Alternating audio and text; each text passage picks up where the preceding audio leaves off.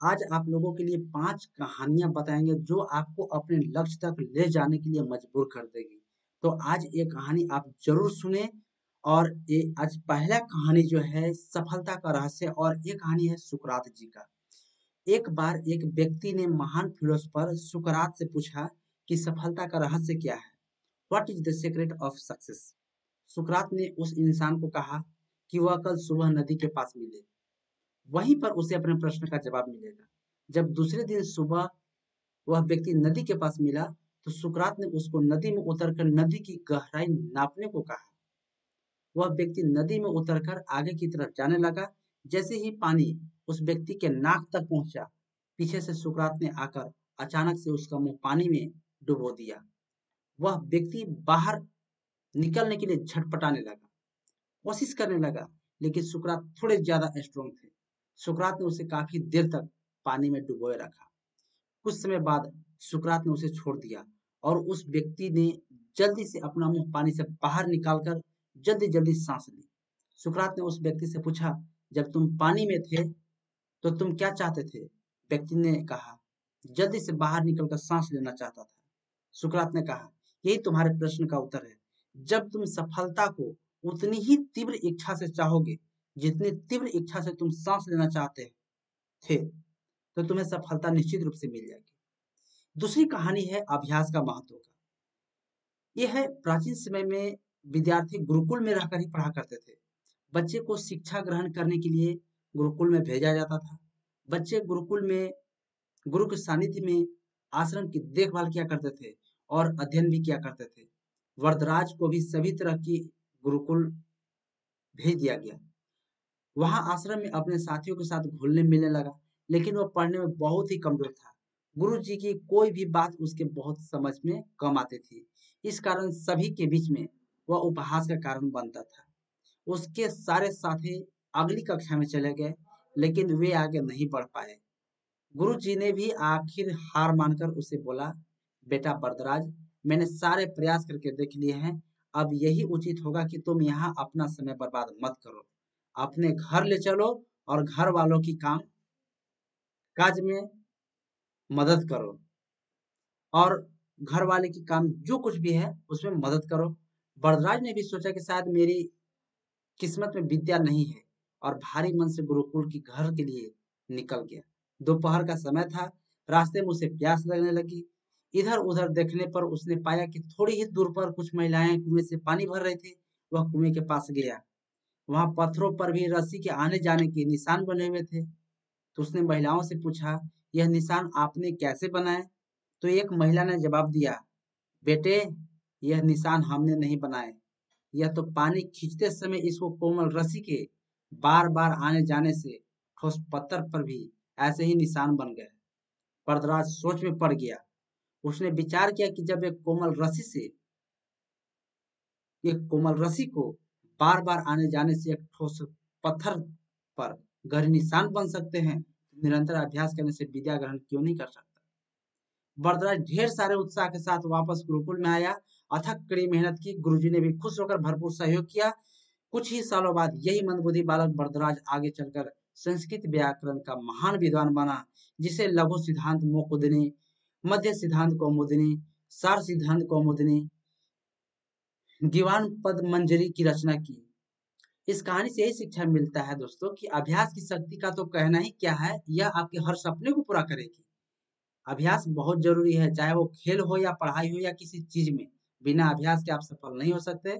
अगर आप बिना अभ्यास के केवल किस्मत के भरोसे बैठे रहोगे, तो आखिरी में आपको पछतावे के सिवा और कुछ हाथ नहीं लगेगा। इसलिए अभ्यास के साथ धैर्य, परिश्रम और लगन रहकर आप अपनी मंजिल को पाने के लिए जुट जाइए। चलिए, एक तीसरा कहानी है, वो है अभिनव बिंद्रा जी की, जो कि जिद और जुनून ना उनको गोल्ड दिलाया। ओलंपिक में भारत को गोल्ड मेडल मिलने से हर भारतवासी खुशी से झूम उठा। बिंद्रा की जिद और जुनून उन्हें इस मुकाम तक पहुंचाया और बैंकॉक में हुए वर्ल्ड रिकॉर्ड चैंपियन में बिंद्रा की teammate international shooter Shweta Chaudhary ने भी कहा कि बिंद्रा ने जो कहा वह कर दिखाया। श्वेता मामूली अंतर से ओलंपिक टीम की जगह बनाने का नाकाम रही। श्वेता ने भी बताया कि बिंद्रा ओलंपिक गोल्ड के लिए पिछले 4 साल से अनवरत मेहनत कर रहे थे। बिंद्रा ने जो कहा वह कर दिखाया। ऐसी बदलती है दुनिया। श्वेता बताती है कि एथेंस ओलंपिक के बाद अभिनव के व्यवहार में चेंज आया था। एथेंस ओलंपिक के पद में हासिल न करने के बाद ही निश्चय कर लिया था कि वो अगला मौका बीजिंग ओलंपिक नहीं गंवाएंगे। एक स्मरण सुनाते हुए श्वेता ने कहा कि बैंकॉक में वर्ल्ड चैंपियनशिप के दौरान जब भारतीय टीम के अंदर शूटर काम शाम को शहर घूमने गए थे तो बिंद्रा जिम में एक्सरसाइज कर रहे थे। शायद अभिनव को एथेंस ओलंपिक में पदक नहीं जीतने का सदमा ऐसा लगा कि उनके व्यवहार में काफी परिवर्तन आ गया। उसके बाद से वो रिजर्व रहने लगे। इसके पहले वे साथियों के बीच में आकर हंसी मजाक करते थे। इसके बाद वो लगातार विदेशों में जाकर प्रैक्टिस करते रहे। श्वेता ने बताया कि बिंद्रा ने स्वयं ही अपने लिए प्राइवेट कोच पादक लॉजिस्टिक और फिजियो नियुक्त किया। इसके बावजूद छोटी प्रतियोगिता में उन्हें मेडल न जीतने पर कई बार उनकी आलोचना भी हुई, परंतु उनको जानने वाले जानते थे कि अभिनव में वह क्षमता है जो वक्त आने पर बड़ी प्रतियोगिता में अवश्य दिखेगा। उनका टारगेट ओलंपिक ही था। चौथी कहानी है दोस्तों भारत रत्न डॉक्टर एपीजे अब्दुल कलाम की। डॉक्टर एपीजे अब्दुल कलाम का जन्म 15 अक्टूबर 1931 ईस्वी को तमिलनाडु के एक धनुषकोडी में हुआ था। इनके पिता मछुआरों को किराए पर नाव देते थे। कलाम ने अपनी पढ़ाई के लिए धन की पूर्ति हेतु अखबार बेचने का भी काम करते थे। डॉक्टर कलाम ने जीवन में अनेक चुनौतियों का सामना किया। उनका जीवन सदा संघर्षशील रहने वाले एक ऐसे ही व्यक्ति की कहानी है जिसने कभी भी हार नहीं मानी तथा देश हित में अपना सर्वस्व न्यौछावर करते हुए सदा उत्कृष्टता के पथ पर चलते रहे। 71 वर्ष की आयु में भी वे अथक परिश्रम करते हुए भारत को सुपर पावर बनाने की ओर प्रयासरत रहे। भारत रत्न डॉक्टर अब्दुल कलाम भारत के 11वें राष्ट्रपति बने। वे भारत रत्न से सम्मानित होने वाले तीसरे राष्ट्रपति थे। भारत के मिसाइल कार्यक्रम के जनक डॉक्टर कलाम ने देश को अग्नि एवं पृथ्वी जैसी मिसाइल देकर चीन एवं पाकिस्तान को इनकी रेंज में लाकर दुनिया को चौंका दिया।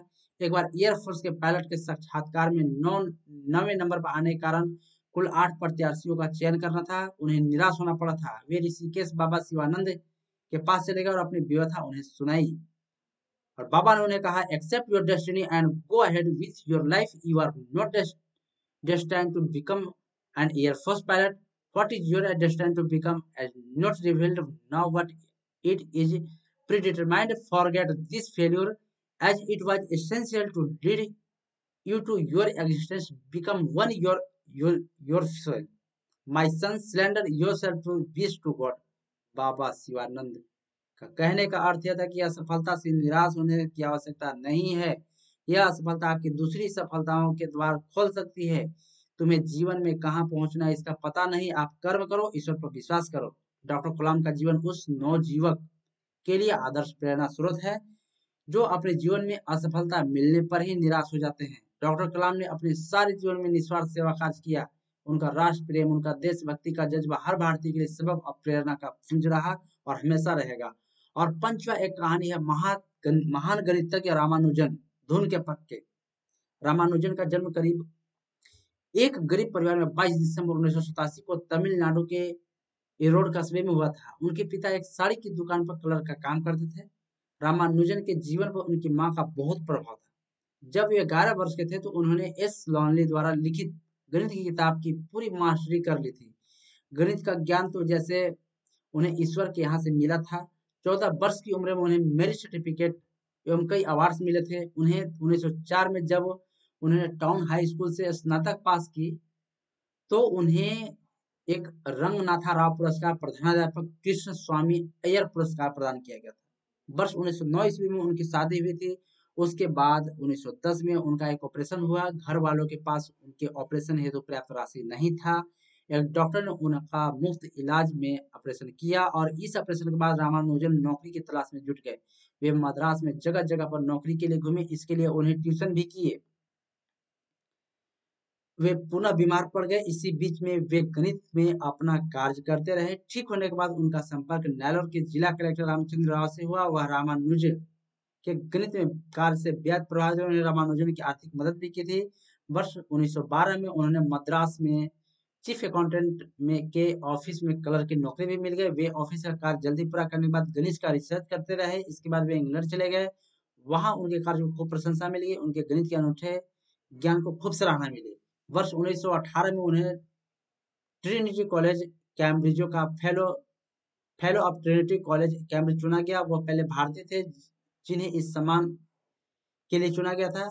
बहुत मेहनती एवं धुन के पक्के थे। कोई भी विषम परिस्थिति, आर्थिक कठिनाइयों, बीमारी एवं अन्य परेशानियां उन्हें अपनी धुन से नहीं डिगा सकी। वे अंततः सफल हुए। आज उन्हें विश्व के महान गणितज्ञों में शुमार किया जाता है। 32 वर्ष की छोटी उम्र में इस प्रतिभाशाली व्यक्ति का देहावसान हो गया और दुनिया के एक महान गणितज्ञ को खो दिया। तो ऐसे ही वीडियो देखने के लिए हमारे चैनल को सब्सक्राइब कर दीजिएगा और शेयर कर दीजिएगा। नए वीडियो के साथ फिर मिलते हैं, तब तक के लिए धन्यवाद।